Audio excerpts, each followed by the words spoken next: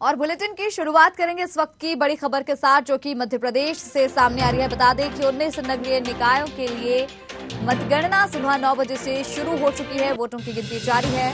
बता दें कि 20 जनवरी को मतदान हुआ था। बड़ी खबर पहुंचा रहे हैं आप तक मध्य प्रदेश से। 19 नगरीय निकायों के लिए मतगणना शुरू हो चुकी है। सुबह 9 बजे से शुरू हो गई मतगणना।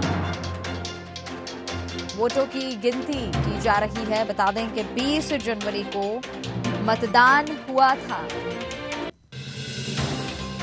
6 नगरपालिका 13 नगर परिषद के लिए मतदान किया गया था।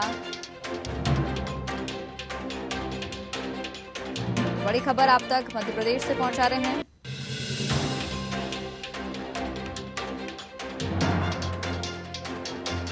उन्नीस नगरीय निकायों के लिए मतगणना शुरू हो गई है। आज परिणाम घोषित कर दिए जाएंगे। सुबह 9 बजे से वोटिंग की जो गिनती है, मतगणना जो है वो शुरू हो गई है।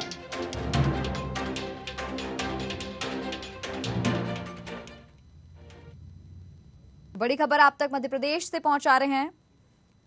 19 नगरीय निकायों के लिए आज मतगणना जो है शुरू हो चुकी है। मतदान 20 जनवरी को हुआ था। आज परिणाम घोषित कर दिए जाएंगे। सुबह 9 बजे से वोटों की जो गिनती है वो शुरू हो गई है।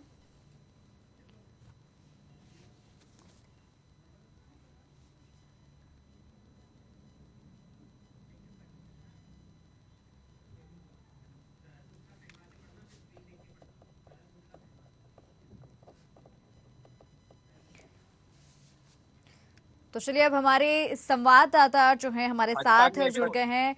शरद गुप्ता खंडवा से जुड़ गए हैं। इसके बाद अमित कुमार जो हैं वो भी जुड़ गए हैं। 3 संवाददाता हमारे अलग अलग जगह से जुड़े हैं। लोकेश दावते भी हमारे साथ इंदौर से, माफ कीजिए, जुड़ गए हैं, बड़वानी से जुड़ गए हैं। सबसे पहले शरद जी आपके पास आना चाहूंगी।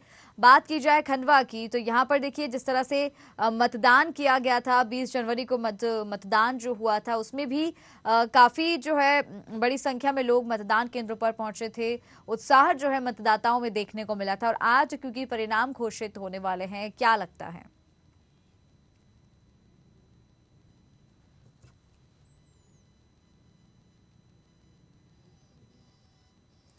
सिंधु है और खंडवा ब्रह्मपुर लोकसभा जो क्षेत्र है उसमें सबसे महत्वपूर्ण स्थान रखा है ओंकारेश्वर, जो तीर्थ नगरी के साथ ही एक राजनीतिक केंद्र बिंदु भी है। और यहाँ पर 20 जनवरी को जो मतदान हुआ था तो उसमें जिस प्रकार से धीमा मतदान की शुरुआत हुई थी, लेकिन शाम होते होते तक वो करीब 69% तक पहुंच गया था। उसके बाद ही दोनों पार्टियां कांग्रेस और भाजपा अपने अपने जीत के दावे कर रही थी। लेकिन आज चुनाव परिणाम आए हैं और इन चुनाव परिणामों में जहां ओंकारेश्वर की 15 सीटों में 9 पर बीजेपी ने आगे बढ़ी है, 1 सीट पर टाई हुआ है और 5 सीटों पर कांग्रेस आगे है। जहां टाई हुआ है वहां पर भी ये 2 बड़े नाम थे, दोनों कांग्रेस और भाजपा की तरफ से, लेकिन वहां पर 12 नंबर वार्ड में टाई हुआ है और अभी आधिकारिक घोषणा नहीं हुई है। कुछ देर बाद आधिकारिक घोषणा हो जाएगी जो पुख्ता तय कर देगा कि ओंकारेश्वर नगर परिषद में बीजेपी ने अपना दबदबा कायम रखा है, क्योंकि बीजेपी की पूर्व में भी परिषद थी और इस बार भी बीजेपी की ही परिषद बनने का अनुमान है। लेकिन ओंकारेश्वर में जिस प्रकार से बीजेपी के जो दिग्गज नेता के ऊपर बीजेपी ने दाव खेला था, वो दिग्गजों के हार से बीजेपी को कहीं ना कहीं चिंता की लकीरें बीजेपी में दिखाई दे रही है। जी बिल्कुल। शरद जी आप बने रहे हमारे साथ। अमित जी आपके पास आना चाहूंगी। वहां पर किस तरह की तस्वीरें देखी जा रही हैं अब तक, क्योंकि वोटिंग जो है, वोट की काउंटिंग जो है शुरू हो गई है सुबह 9 बजे से। क्या लगता है कि कुछ ही देर बाद जब परिणाम घोषित होंगे तो किसने बाजी मारी होगी, किसको आज हार का मुंह जो है देखना पड़ सकता है? आम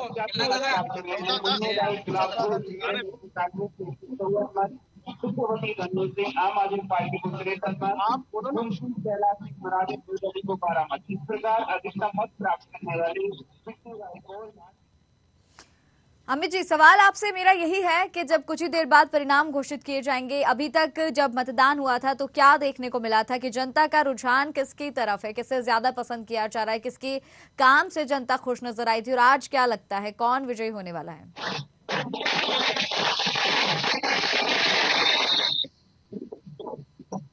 चलिए ठीक है, आपके पास दोबारा मैं लौटूंगी। लोकेश जी, आपके पास आना चाहूंगी।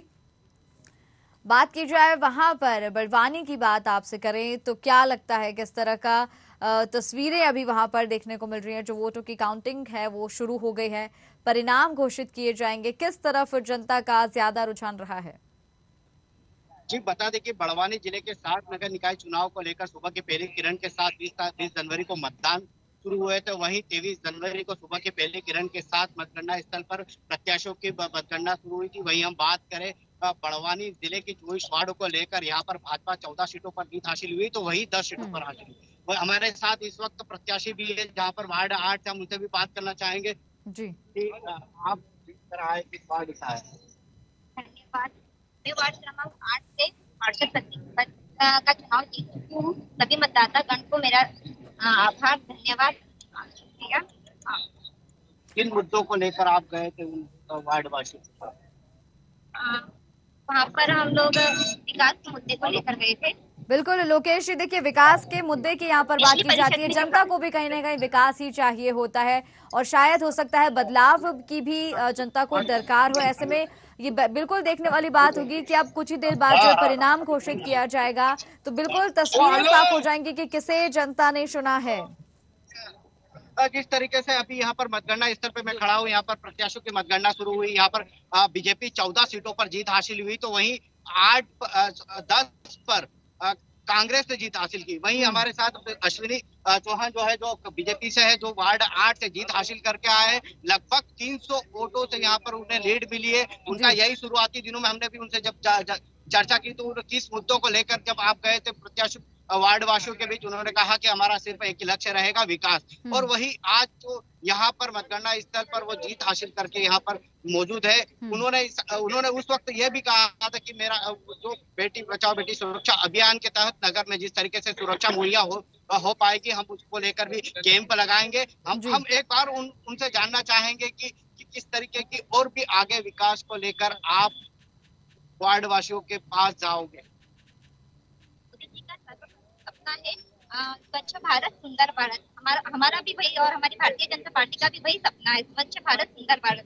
हम बड़वानी को नंबर 1 पे लाना चाहेंगे, हमारी पूरी कोशिश रहेगी। हर नगर हर चौराहा स्वच्छ और सुंदर बनाया जाएगा। जितनी भी वार्ड में समस्याएं है उनका सभी का निराकरण। ठीक है, बिल्कुल लोकेश, ये देखने वाली बात होगी कि जिस तरह से जिम्मेदारी इनकी है ये आगे निर्वहन हो पाता है उस पर कि नहीं लोकेश जी का पालन करेंगे। जी। लेकिन अभी देखिए अभी जो है धीरे धीरे जो है मतगणना जिस तरह से अभी शुरू हुई है, जब फाइनल डिसीजन आएगा तो क्या लगता है अभी जिस तरह से अभी जो गति चल रही है, जो परिणाम अभी शुरू हुए हैं आना, क्या उसमें बदलाव जो है देखने को मिल सकता है? हालांकि बदलाव की बात करूं, यहाँ पर 2018 से लेकर 2022 तक यहाँ पर कांग्रेस की नगर परिषद की, वहीं अब बदलाव की बात करूं मतगणना को लेकर यहाँ पर बीजेपी की कहीं ना कहीं नगर परिषद बन चुकी है। हमारे साथ इस वक्त उनसे भी जानना चाहेंगे कि बीजेपी के कार्यकर्ता है, हासिल की है 14 वार्डों में टोटल और 10 पे कांग्रेस आ रही, क्या कहना चाहूँगा? जी, मेरा नाम विक्रम चौहान है, मैं जिला महामंत्री हूँ भारतीय जनता पार्टी का। निश्चित रूप से हम जब चुनाव में उतरे थे तो हमने जब सब गए थे मतदाताओं के बीच में तो हमने बात कही थी, पिछली बार चूंकि यहाँ कांग्रेस की सरकार, कांग्रेस की नगर पालिका थी और जो मोदी जी और शिवराज जी की जो आम लोगों के लिए जो योजनाएं थी उसको जमीन पे उतारने में वो विफल रही थी। हम गए थे जनता के बीच में और हमने कहा था कि हम टिबल इंजन की सरकार बनाएंगे और नगर पालिका में भी कमल खिलाएंगे और जो मोदी जी और शिवराज जी की जो योजना है, जो मुफ्त अनाज है, जो राशन है, जो आयुष्मान योजना है, जो प्रधानमंत्री आवास योजना है, ऐसी मूलभूत जो योजना है जो आम गरीब लोगों के लिए आवश्यक है। ठीक है लोकेश, जिन सीटों की आप बात करें, जैसे आपने कहा कि 14 बीजेपी को 10 कांग्रेस को, तो क्या इसकी जो अभी आपने बात की जिन आंकड़ों की उसकी आधिकारिक पुष्टि क्या हो चुकी है? आज नगर पालिका में 14 सीटें भारतीय जनता पार्टी की जीती है। मैं नगर पालिका के समस्त मतदाता बंधुओं का, देवतुल्य कार्यकर्ताओं का मैं आभार प्रकट करता हूँ। तो जिस तरीके से यहाँ पर बीजेपी के जो कैंडिडेट है उन्होंने कहा कि सीधे तौर पे कि हम राज्य की और चाहे केंद्र की क्रियान्वयन योजना को हर वार्ड वासियों को और जिले वासियों को देना चाहते हैं। कहीं ना कहीं ठीक है लोकेश जी, आप बने रहिएगा हमारे साथ, लौटूंगी आपके पास, फिर से लौटूंगी। अनूप जी आपके पास आना चाहूंगी। वहां से बात जो है काफी देर से आपसे नहीं हो पाई है। अनूपपुर का हाल बताएं कि किस तरह से जो काउंटिंग शुरू हो गई है वोटों की, और अब तक क्या कुछ तस्वीरें वहां पर साफ हो पाई हैं?